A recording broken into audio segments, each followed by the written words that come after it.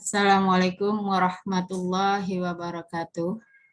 Alhamdulillah, semoga di hari ini kita diberikan nikmat sehat sehingga kita bisa mengikuti KBM dengan baik. Hari ini kita masuk pada pokok bahasan yang ketiga di semester genap ini. Dan alhamdulillah kita kemarin sudah menyelesaikan 2 pembahasan di awal. Yang pertama yaitu larutan asam basa. Kemudian yang kedua, pokok bahasan kita hidrolisis garam. Dan sekarang kita masuk ke yang ketiga, yaitu larutan penyangga.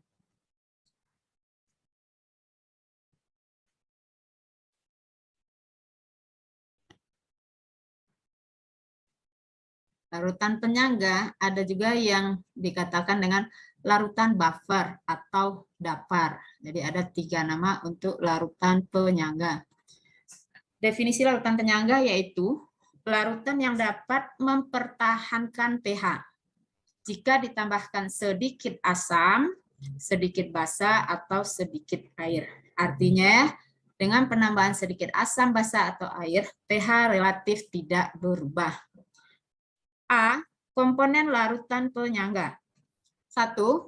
Asam lemah dengan basa konjugasinya atau garam dari asam lemahnya. Ini komponen yang pertama. Contohnya yaitu CH3COOH dengan CH3COO-. Jadi kita tahu bahwa CH3COOH ini adalah asam lemah, sedangkan CH3COO- adalah basa konjugasinya. Di mana kemarin kita sudah menentukan cara mencari basa konjugasi, yaitu kita kurangkan 1H+. Jadi CH3COOH, basa konjugasinya adalah CH3COO-. Komponen yang kedua, basa lemah dengan asam konjugasinya atau garam dari basa lemahnya. Contoh, NH3, ini adalah basa lemahnya. Kemudian asam konjugasinya berarti kita tambahkan 1H+. NH3 tambah 1H+, berarti adalah NH4+. Jadi ada 2 komponen larutan penyangga. Dari kedua komponen ini kita lihat pada komponennya adalah yang lemah, yaitu asam lemah dan basa lemah. Yang B, prinsip kerja larutan penyangga.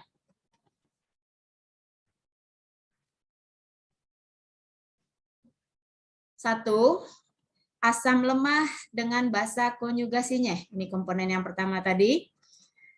Contoh, CH3 dengan CH3COO-. Nah, bagaimana dia larutan tersebut bisa mempertahankan pH-nya? Misalnya, di dalam tabung reaksi, kita masukkan, ini adalah asam lemahnya CH3COOH dan COO-.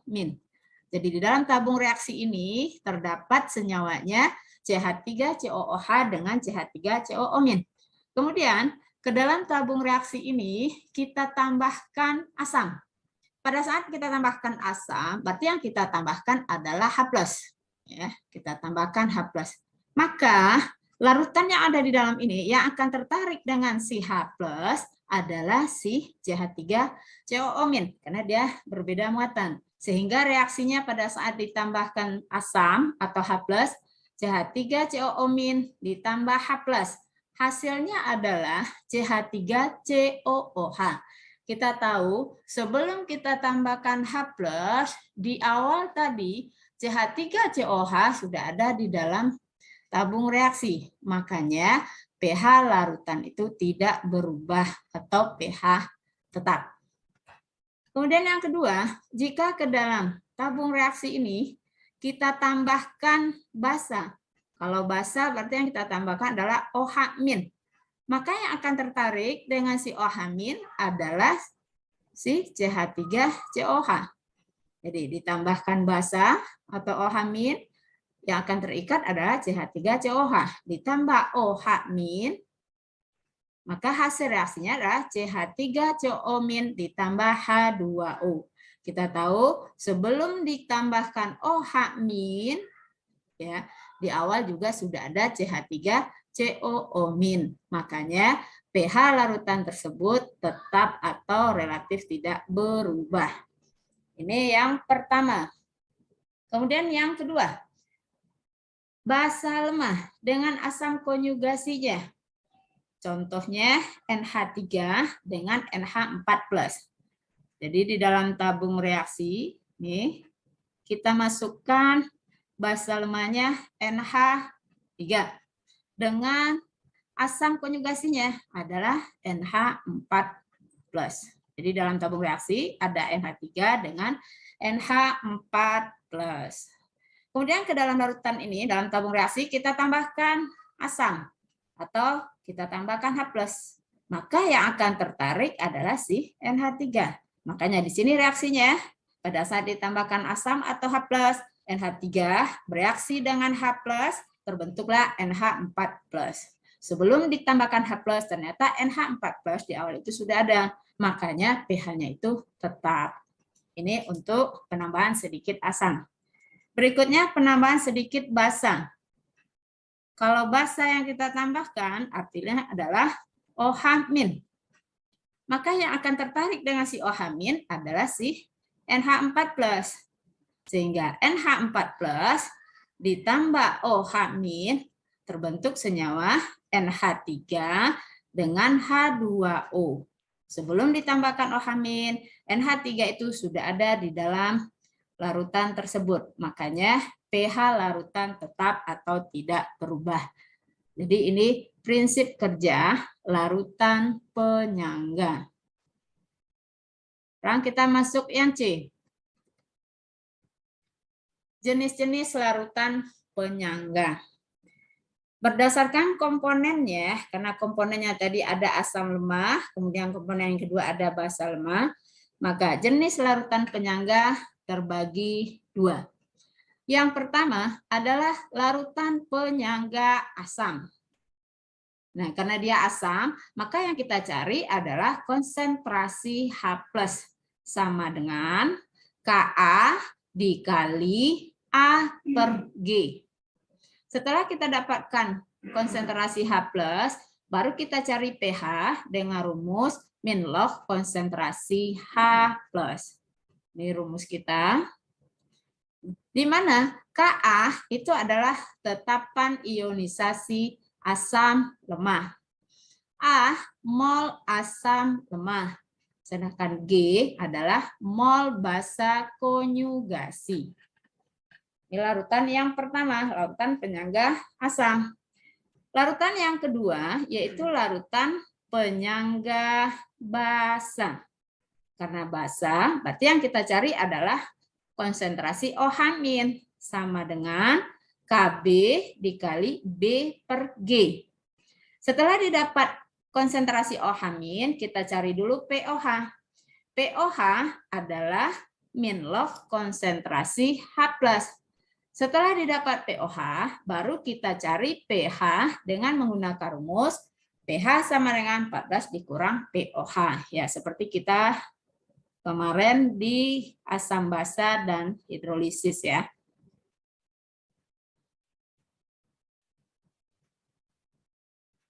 Kb itu adalah tetapan ionisasi basa lemah. B, mol massa basa lemah, dan G adalah mol asam konjugasi. Jadi siswa lihat di sini, kalau kita mencari H+, kita gunakan Ka, kalau kita mencari konsentrasi OH- kita gunakan Kb. Kita masuk contoh soal.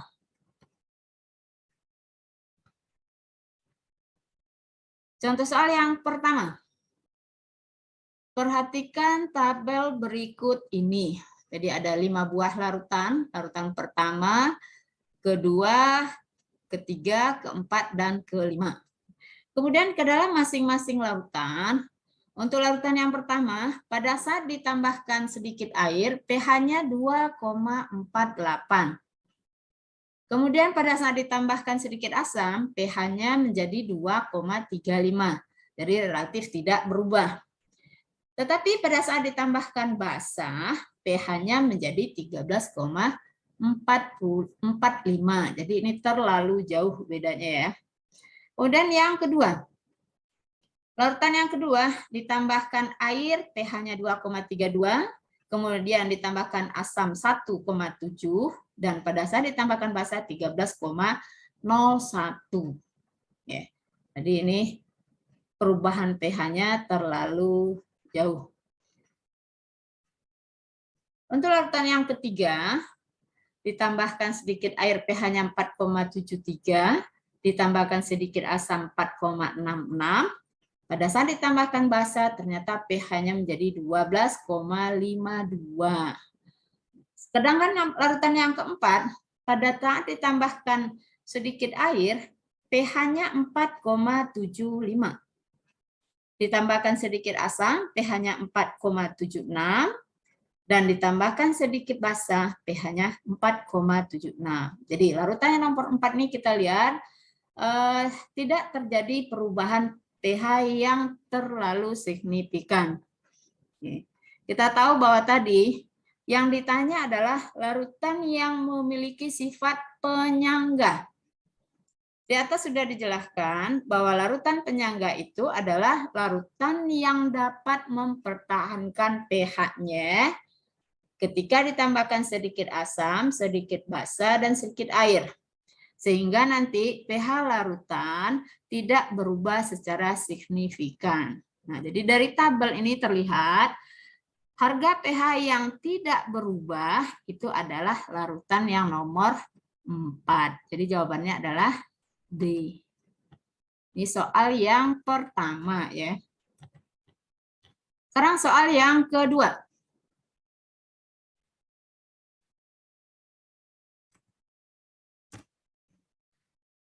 Campuran berikut yang membentuk larutan penyangga adalah, kita tahu komponen penyangga itu tadi adalah asam lemah dengan basa konjugasinya, basa lemah dengan asam konjugasinya.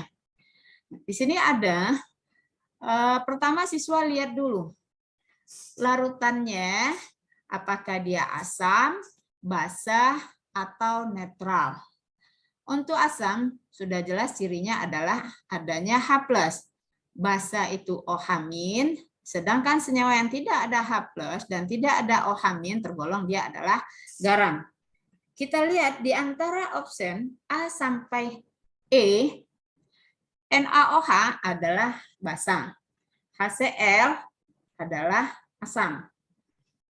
Kemudian di option C ada NaCN.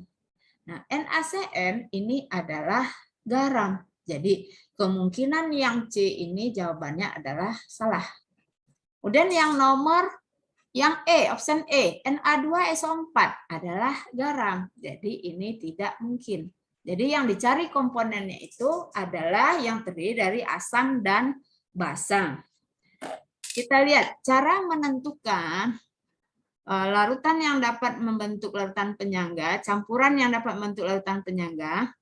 Yang pertama itu reaksi asam lemah berlebih dengan basa kuat. Jadi dikatakan penyangga jika asam lemahnya berlebih. Ini yang pertama. Kemudian yang kedua, reaksi basa lemah berlebih dengan asam kuat. Yang ketiga, hasil kali molaritas asam atau basa lemahnya harus lebih besar dari asam dan basa kuatnya. Nah, kita lihat. Jadi siswa tinggal mengalihkan volume dan molaritas. Untuk di sini NaOH adalah basa kuat. Berarti milimolnya siswa tinggal kali 50 kali 0,1. Berarti ada 5 milimol. Ya, NaOH. Kemudian HCl 5 kali 0,1. Berarti 5 milimol. Di sini terlihat milimolnya sama. Maka ini bukan larutan penyangga. Karena definisinya tadi harus ada yang berlebih yang lemah. Sedangkan NaOH adalah basa kuat. HCl adalah asam kuat. Jadi jawaban yang A salah. Kemudian yang B. NaOH adalah basa kuat, berarti milimolnya 50 dikali 0,1, berarti 5 milimol. Kemudian HCN. HCN adalah asam lemah. Kita kalikan volume dengan molarnya, 100 kali 0,1, didapat 10 milimol. Ya, kita lihat di option B ini, ternyata HCN ya, ini adalah asam lemah.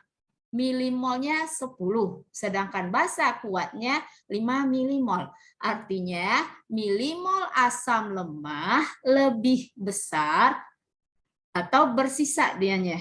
Maka yang benar jawabannya adalah yang B. Jadi milimol asam lemah lebih besar dari milimol basa kuat.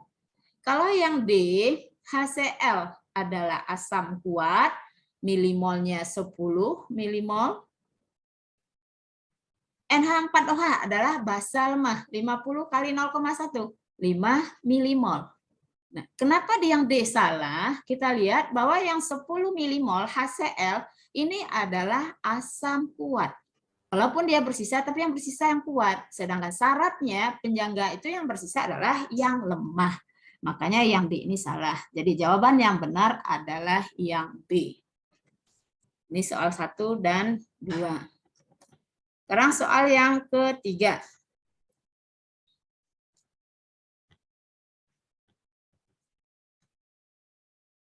Yang ketiga sebanyak 50 ml NH3 nih 0,1 M.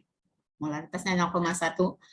Kb-nya 10 pangkat min 5. Dicampurkan dengan 100 ml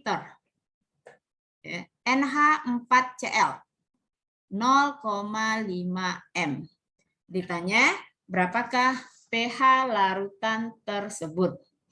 Maka langkah awal kita kalikan volume dan molar. Untuk NH3 volumenya 50 mili dikali molarnya 0,1. 50 dikali 0,1 adalah 5. Satuannya milimol. Kita tahu bahwa NH3 ini adalah basa lemah. Jadi kita dapat milimol basa lemahnya adalah 5 milimol.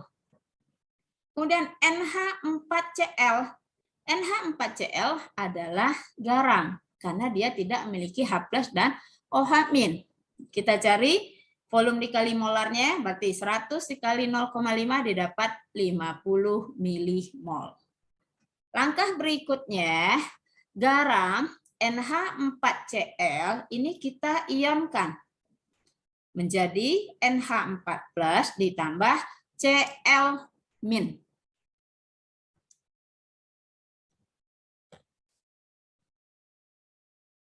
Ini Cl-. Ya. Kemudian kita lihat, karena di sini tadi diketahui NH3 adalah basa lemah, berarti contoh soal nomor 3 ini tergolong dia adalah larutan penyangga basa, karena basanya yang lemah. NH4Cl, kita dapat hasil kali volume dan molarnya tadi 50 milimol. Ini yang berwarna Tosca ya, 50 milimol. Yang kita butuhkan adalah milimol NH4+ karena ini yang merupakan basanya. Ya, yang merupakan basa garam dari basa lemahnya atau ini adalah asam konjugasinya. Maka kita cari menggunakan perbandingan koefisien. Koefisien dicari, koefisien NH4+ adalah 1. Kemudian koefisien NH4Cl yang diketahui berarti adalah 1 dikali milimol NH4Cl 50 milimol. Makanya didapat hasilnya adalah 50 milimol. Karena dia penyangga basa, maka yang kita cari adalah konsentrasi OH-. Rumusnya konsentrasi OH- sama dengan Kb dikali milimol basa dibagi milimol dari asam konjugasinya. Sehingga konsentrasi OH- sama dengan Kb dikali milimol NH3 dibagi milimol NH4+. Kb kita ada 10 min 5, kemudian mol NH3 5 milimol ya. Tadi ada di atas pada saat diketahui. Nah, ini dia milimol NH3 yang kita pakai. 5 milimol dibagi milimol NH4+. Ini milimol NH4+ yang kita dapatkan dari reaksi tadi. Jadi 10 pangkat mi5 dikali 5 milimol dibagi 50 milimol. Milimol dibagi milimol habis. Ya. 5 dibagi 50. Ya. 5 dibagi 5 habis. Kemudian ini 10 dengan 10 min 1 dengan 10 min 5. Didapatlah dia konsentrasi OH-nya 10 pangkat min 6. Ya. Sehingga karena kita sudah dapatkan konsentrasi OH-10 min 6, maka POH sama dengan min log konsentrasi OH-. Berarti min log 10 min 6 adalah 6, sehingga pH sama dengan 14 dikurang POH, berarti 14 dikurang 6, didapatlah pH-nya 8. Ya, untuk pertemuan kali ini kita cukupkan dengan 3 contoh soal. Insya Allah pertemuan berikutnya kita masuk model-model contoh soal yang lain. Semoga siswa diberikan kemudahan dalam memahami materi yang Ibu sampaikan, ilmunya berkah dunia akhirat. Amin. Allahumma amin. Terima kasih. Assalamualaikum warahmatullahi wabarakatuh.